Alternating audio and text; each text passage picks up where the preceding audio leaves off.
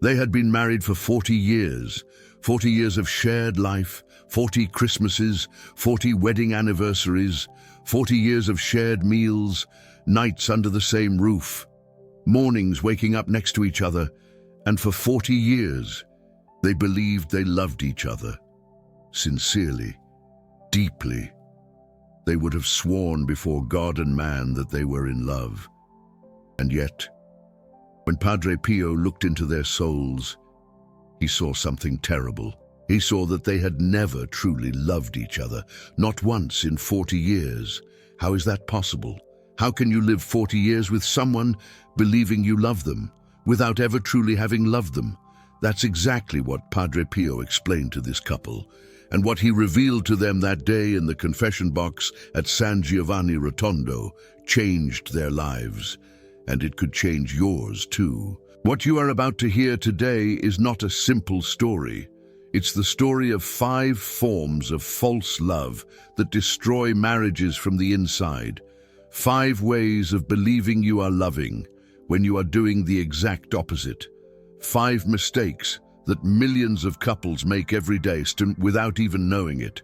And Padre Pio saw them all, because with his gift of discerning souls, he didn't see what people showed to the world.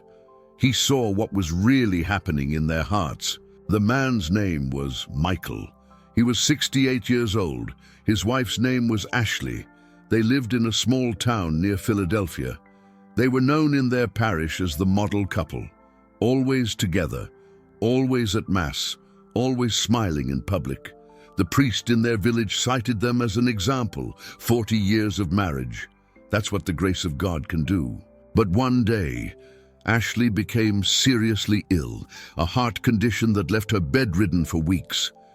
And it was during this illness that Michael decided to make the trip to San Giovanni Rotondo to see Padre Pio. He wanted to ask for his wife's healing. He wanted this holy man to pray for her. When Michael knelt in the confession box, he expected Padre Pio to immediately pray for Ashley's healing. But Padre Pio did no such thing. He looked at Michael with those eyes that saw beyond all appearances, and he said something completely unexpected. "My son, before I pray for your wife's healing, you must understand something. Your wife is not sick by chance. Her physical heart is suffering because her spiritual heart has been suffering for 40 years, and you are the one who made her suffer, not with blows, not with insults, not with betrayal, but with a false love, a love that had the appearance of love, but was not, a love that for 40 years has starved her, while giving her the illusion of being fed." Michael was in shock. He didn't understand. He had always been faithful. He had always provided for his family. He had never laid a hand on her. He had never yelled. How could he have loved wrongly for 40 years? Padre Pio then began to reveal to him the 5 forms of false love that he saw in their marriage. 5 ways of believing you are loving when you are hurting. And each of these revelations struck Michael like a thunderbolt. The first form of false love is love that controls. Padre Pio said to Michael something that no one had ever dared to say to him. For 40 years, you have called love what was in reality control. You decided everything, the time of meals, the way the house should be kept, the clothes Ashley should wear, the friends she could associate with, the outings she could make. You thought you were protecting her. You thought you knew what was good for her. But in reality, you have imprisoned her. You took her freedom, and you called it love. Michael wanted to protest. But Father, in my town, it's normal. The man runs the household. It's tradition. Padre Pio shook his head. Tradition is not always the will of God. God did not create woman to be the servant of man. He created her to be his companion, his equal, his partner. When Adam saw Eve for the first time, he didn't say, "Behold my servant." He said, "This is now bone of my bones and flesh of my flesh." He recognized in her his equal, his other half. You have reduced Ashley to a function. Cook, housekeeper, mother of your children. But you have never seen the woman, the soul, the person that God had created with her own dreams, her own desires, her own aspirations. Michael listened in silence, his face distraught, because deep down, he knew that Padre Pio was right. Ashley had dreamed of becoming a teacher when she was young. She loved the children of others, reading, learning, when they were dating. Before the marriage, she talked about this dream with a spark in her eyes. She wanted to teach the children of the town to read and write. She wanted to open doors for those who had not had the same opportunities as she had. But Michael had decided that a married woman didn't need to work, that her place was at home, that her role was to take care of the children and the household, and she had obeyed, without protesting, without arguing. For 40 years, her dream had died in silence, stifled by love that controls. And Padre Pio revealed something even deeper about this first form of false love. Do you know what happens in the soul of a person whose dreams are stifled by the one who claims to love them? The soul shrivels. It folds in on itself. It ceases to hope. It ceases to dream. It ceases to be alive internally. And a soul that ceases to be alive begins to die, slowly, invisibly, but surely. It's a form of spiritual murder. You have not killed Ashley's body. You have killed her spirit. You have killed the light that shone in her eyes, and you did it, believing you loved her. Padre Pio continued with a firmness that left no room for ambiguity.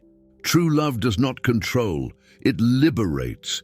It gives the other the freedom to be what God created them to be. When you control someone, even with the best intentions in the world, even sincerely believing you are protecting them, you take the place of God in their life, and that is a serious sin, more serious than you think, because only God has the right to direct a soul. Only God knows the path that each soul must take. Your role is not to direct. Your role is to love, to encourage, to support, to liberate, not to imprison under the pretext of protecting. The second form of false love is love that buys. Padre Pio looked at Michael with surgical precision. Every time you hurt Assunta, every time you were harsh or cold, you tried to fix it with a gift, a piece of jewelry, a dress, a trip.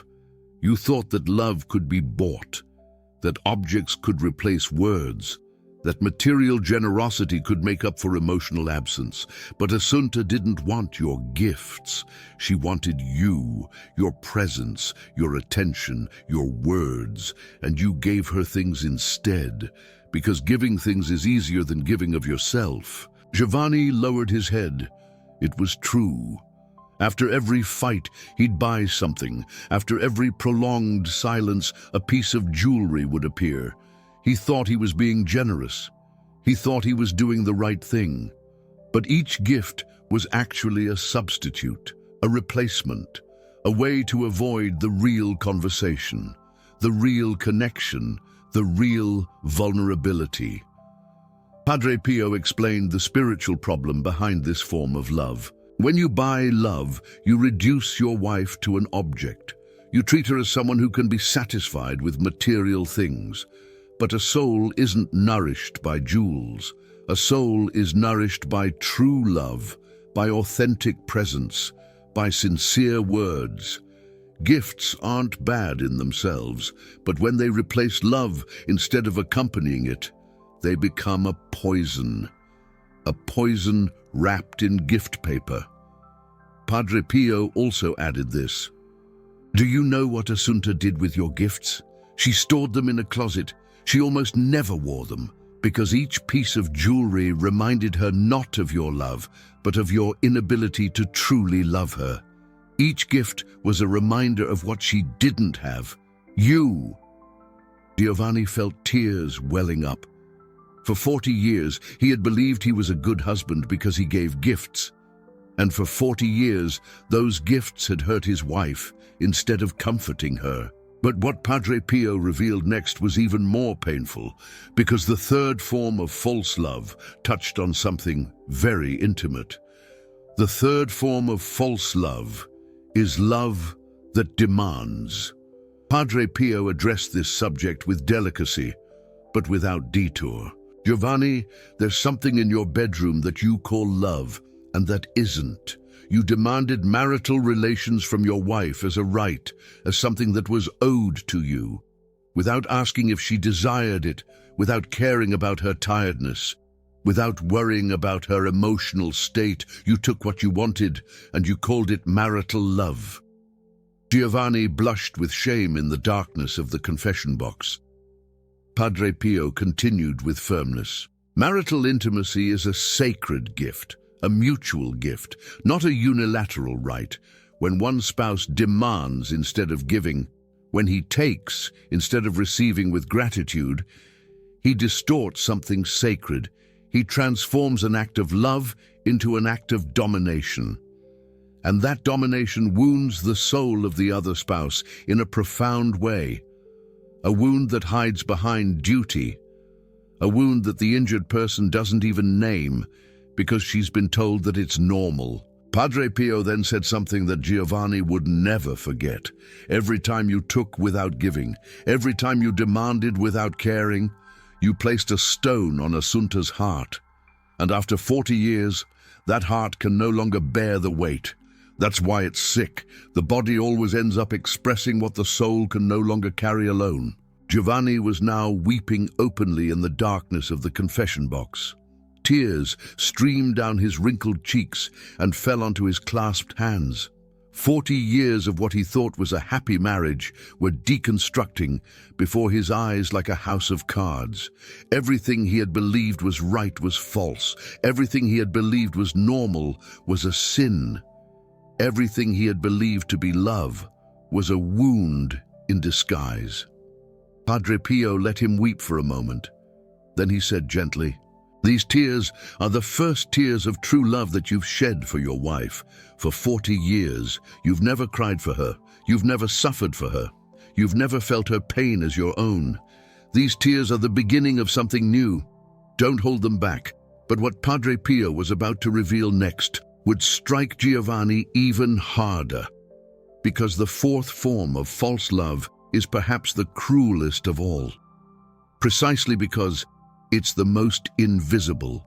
The fourth form of false love is love that ignores.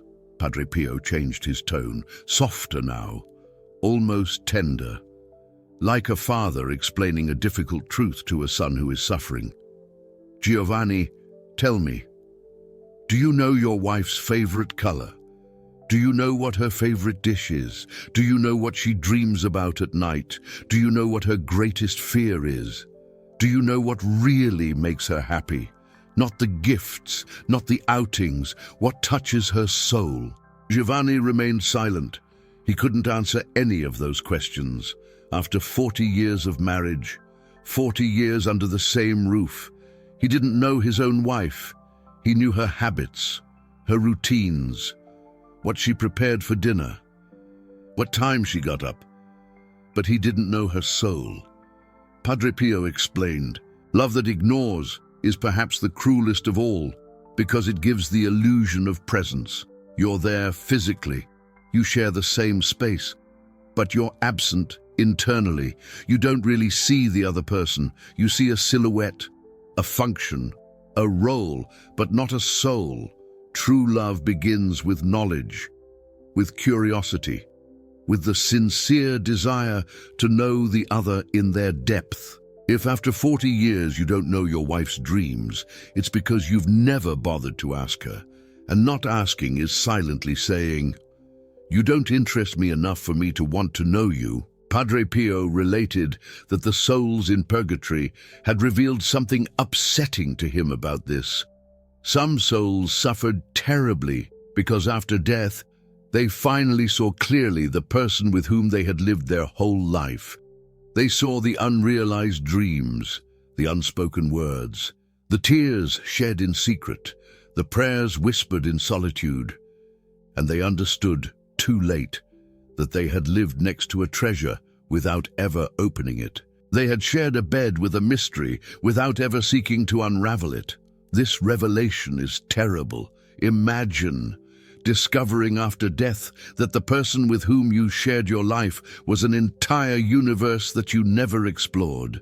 A book of 1,000 pages that you never opened, a magnificent garden that you never entered, an ocean of depth next to which you passed every day without ever diving in. Padre Pio recounted that a soul in purgatory had told him these exact words: "I slept next to an angel for 45 years, and I never knew it. I shared my life with a treasure, and I never opened it. And now that I see it, I can no longer touch it." Padre Pio had tears in his eyes, recounting this, because he knew that thousands of living couples were doing exactly the same thing at that very moment. They were living next to a treasure without knowing it, and for many, they would only discover it too late. John now understood why Susan was sick.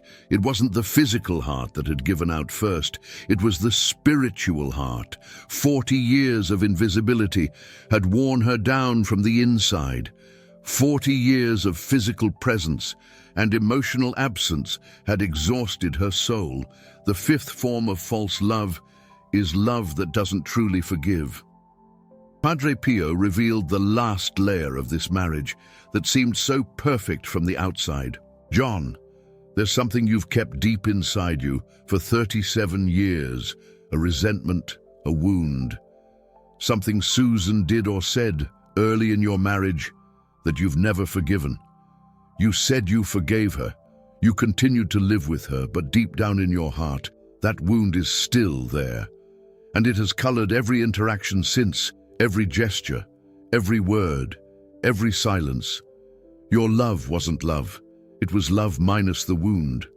Love diminished, love withheld, conditional love. And conditional love is not the love of God." John jumped violently in the confession box. His entire body trembled. How could Padre Pio know? He had never spoken about it to anyone, not to a friend, not to a sibling, not even to a priest in confession, not even in prayer, because he was too ashamed to admit that he held a grudge. It was a secret buried so deeply in the foundations of his soul that he had almost forgotten its existence. He had built layers and layers of everyday life on top of it, but Padre Pio saw it as clearly as an ink stain on a pristine white tablecloth. The gift of discerning souls left nothing in the shadows. Padre Pio then said something that John would never forget. "That wound you're hiding, it's not hidden at all.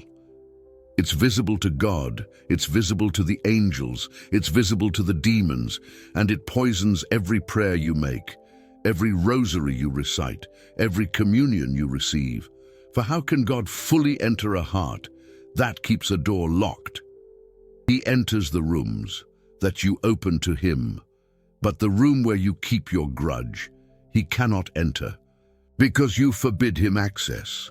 Early in their marriage, Susan had said something hurtful about John's family, a comment about his mother, a word too many, in a moment of anger, a word that she had regretted immediately, and for which she had asked forgiveness. The very day it happened, John had said, "I forgive you," but he hadn't forgiven her. Not really. He had put the wound in a drawer in his heart, and he had thrown away the key, and that closed drawer had poisoned their marriage for 37 years. Padre Pio explained the spiritual mechanism of false forgiveness. False forgiveness is more dangerous than refusing to forgive. When you refuse to forgive openly, at least the wound is visible and we can treat it, we can work on it. But when you say you forgive without really forgiving, you bury the wound alive. And a wound buried alive doesn't heal. It rots. It infects everything around it. It becomes a silent poison that seeps into every aspect of the relationship. You don't even know why you're distant. You don't even know why you're withholding your love. But deep down, it's that unforgiven wound that's pulling the strings. For 37 years, John was devastated, completely broken. In 1 hour in the confession box, Padre Pio had demolished 40 years of certainties, 40 years of "I'm a good husband," 40 years of "I'm doing my duty," 40 years of illusion, built stone by stone, and now he saw the truth, naked, raw, ruthless. He had never really loved Susan. He had controlled, bought, demanded, ignored, and held grudges, and he had called all of that love for 40 years before God. Before men, before his own children, who had grown up seeing this model and who were perhaps already reproducing it in their own marriages. Padre Pio allowed a long silence to settle in the confession box, a heavy silence, a necessary silence, the silence of truth, doing its work in the soul. Then he spoke again, but this time his voice had changed. It was no longer severe. It was gentle, almost paternal, full of that tenderness that only saints can have for repentant sinners. Padre Pio then did something remarkable. After demolishing with the truth, he rebuilt with hope. After showing the illness in all its seriousness, he gave the remedy with all its power. "My son, don't despair. You are 68 years old. You may have 5 years left, maybe 10, maybe 20. And every day that remains is an opportunity to truly love for the first time. It's not 40 years of lost love. It's 40 years of preparation for true love. Everything you've experienced, all the mistakes you've made, all the suffering you've caused, God can transform them into wisdom, into compassion, into humility. It's the humility that is necessary to truly love. Padre Pio then taught him what true marital love is, according to God, not according to the world, not according to tradition, not according to movies and novels, according to God. True love begins with the renunciation of oneself, not the annihilation of oneself, but the renunciation of putting oneself at the center. Love says, I choose to think of you before I think of myself. I choose to ask myself what you need before I ask myself what I need, not by obligation, not by duty, but by freely chosen love. True love is curious. It wants to know the other, not just their habits and routines, their soul, their dreams, their fears, their secret joys. Even after 40 years, there are still things to discover. For a human soul is an infinite mystery. You never finish knowing it. Each day offers a new depth to explore. True love is patient. It doesn't grow weary. It doesn't say, I've already forgiven you once, don't make the same mistake again. It forgives 70 times 7 times, as Jesus commanded, not because the other deserves it, but because love keeps no accounts. True love is vulnerable. It dares to show its weakness. It dares to say, I'm scared. It dares to say, I need you. It dares to cry in front of the other, because vulnerability isn't weakness. It's the greatest act of courage in a marriage. It's saying, I trust you enough to show myself without armor. True love is concrete. It doesn't stay in intentions or good feelings. It doesn't just say, I love you in my heart, without ever showing it. It expresses itself through daily gestures. A cup of coffee made in the morning before the other even wakes up. A hand reached out in the night when the other can't sleep. A kind word said for no particular reason, simply because love needs to express itself. A sacrifice made with joy, not with resentment. Abstract love doesn't exist. It's an illusion, an alibi for those who don't want to make the effort to love concretely. Only love that embodies itself in gestures is real. Only love that translates into actions exists in the eyes of God. Padre Pio also added something very important. True love is a reflection of God's love. And how does God love? He didn't just say, "I love you" from heaven. He came down. He became human. He lived among us. He touched the lepers. He washed the feet of his disciples. He allowed himself to be nailed to a cross. God's love is a love that descends, that gets its hands dirty, that suffers, that gives itself totally. That's the kind of love God expects from you in your marriage. Not a distant and comfortable love. A love that descends, that gets on its knees, that washes the other's feet every day. Mike listened to every word with devouring attention. For the first time in his life, at 68 years old, he understood what it meant to love, not the world's version, but God's version, and Padre Pio gave him specific instructions to begin. First, you're going to go home and you're going to sit next to your wife's bed and you're going to ask her for forgiveness, not in general, but specifically for every form of false love you've practiced, for the control, for the gifts that replaced attention, for the demands, for the ignorance, for the false forgiveness. Name each thing, because the devil hides in the vagueness. When you name the sin specifically, you take away its power. Second, you're going to ask her a question that you've never asked in 40 years. Tell me what you've always wanted me to know. And you're going to listen, without interrupting, without defending yourself, without explaining. Just listen, even if it hurts, especially if it hurts. Third, you're going to start praying with her, not for her, with her. Every night before sleeping, you're going to take her hand and you're going to say a Hail Mary together. Just one, but together.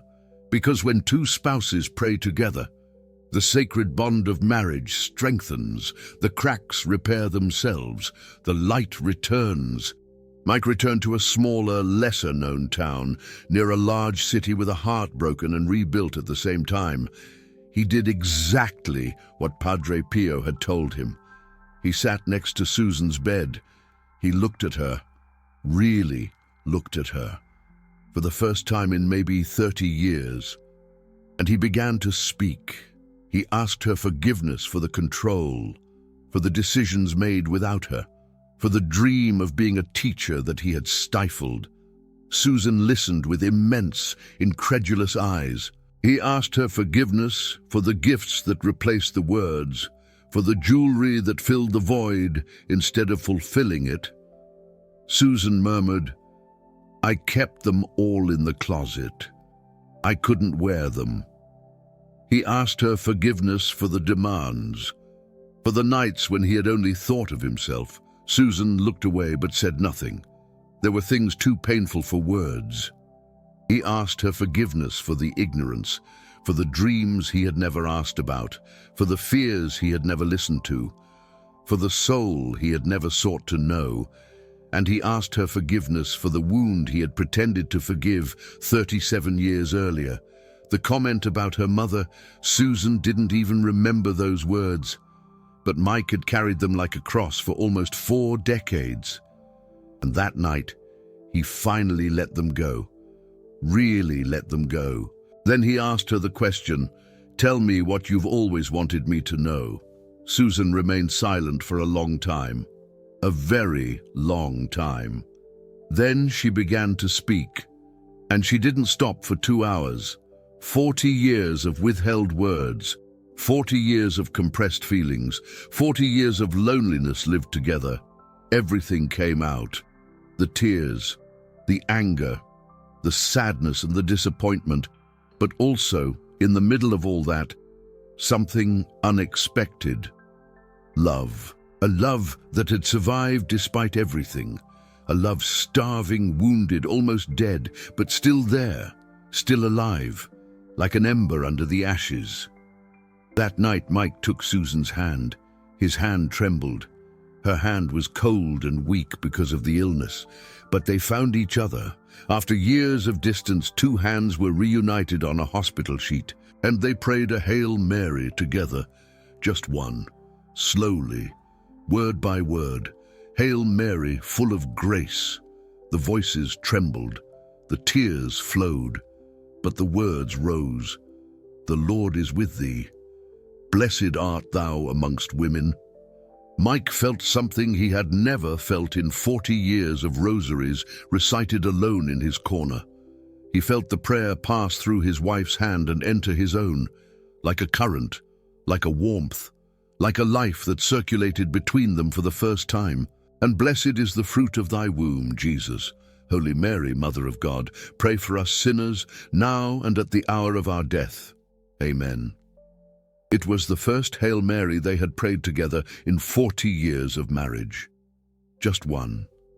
But in that simple Hail Mary, something miraculous happened. The sacred bond of marriage that Padre Pio had spoken of, that bond that had tarnished and weakened for decades, began to shine again, faintly, timidly, like the first star that appears in the evening sky. But it shone. After 40 years of darkness, it shone. The following months weren't easy. 40 years of patterns don't unravel in one night. There were relapses, evenings when the old controlling man returned, moments when old habits took over. But every night they prayed their Hail Mary, and every night the bond strengthened a little more. And Susan's illness? It improved, not suddenly, not in a day, progressively, week after week. The doctors didn't understand. They did tests. They compared the results. They talked about spontaneous remission, about an inexplicable case, about a medical miracle. But Mike knew it wasn't just a medical miracle. It was a miracle of love. It was the spiritual heart finally healing after 40 years of spiritual starvation. And then the physical heart followed. Because the body and the soul are connected in ways that modern medicine doesn't yet understand, but that Padre Pio understood perfectly. Eleanor lived another 12 years after that night, 12 years filled with true love, the best years of our marriage. Richard would tell anyone who would listen, better than the first 40, because for the first time, he was truly loving. And for the first time, Eleanor was truly loved. Padre Pio had seen it all along. 40 years of false love had made Eleanor sick, and true love, even arriving at 68 years old, even after 4 decades of mistakes, had the power to heal. Because there is no statute of limitations on God's love. There's no expiration date on the grace of the sacrament.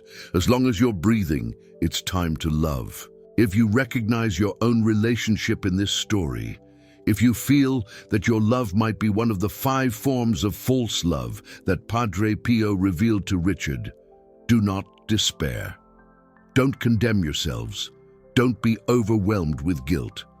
Padre Pio always said that it's never too late to learn how to love truly, not even after 20 years of marriage, not even after 30, not even after 40. Even late in life, every day is a new chance. Every moment is an opportunity to begin again. If this video has touched you, if you feel that your way of loving needs to change, click the golden heart below. The super thanks. It's more than just support. It's a sacred commitment. It's you saying, I'm going to learn to love truly. For the first time, perhaps, or for the first time in a long time, each super thanks is a prayer that Padre Pio hears. Each super thanks is a step toward the true love that God has always wanted for your relationship. And in the comments, write how many years you've been married and which of the 5 forms of false love you recognize in your own relationship.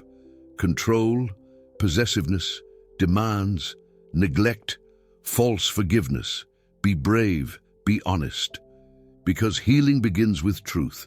Also write true love if you want Padre Pio to intercede for your relationship and teach you to love as God loves. May Padre Pio grant every couple the grace to see the truth about their love, May the Virgin Mary, who loved Saint Joseph with a perfect, pure and true love, teach you by her example. May the Sacred Heart of Jesus, who is the source of all authentic love, heal the wounds caused by years of false love. Tonight, take the hand of the person who shares your life. Look them in the eyes and ask yourself sincerely, do I truly love them, or have I been loving them wrong for too long? The answer to that question could change everything. Just as it changed everything for Richard and Eleanor, it's never too late to love truly. May the peace of God dwell in your heart and in your marriage. May grace transform your love. And may Padre Pio watch over you, now and forever. Amen.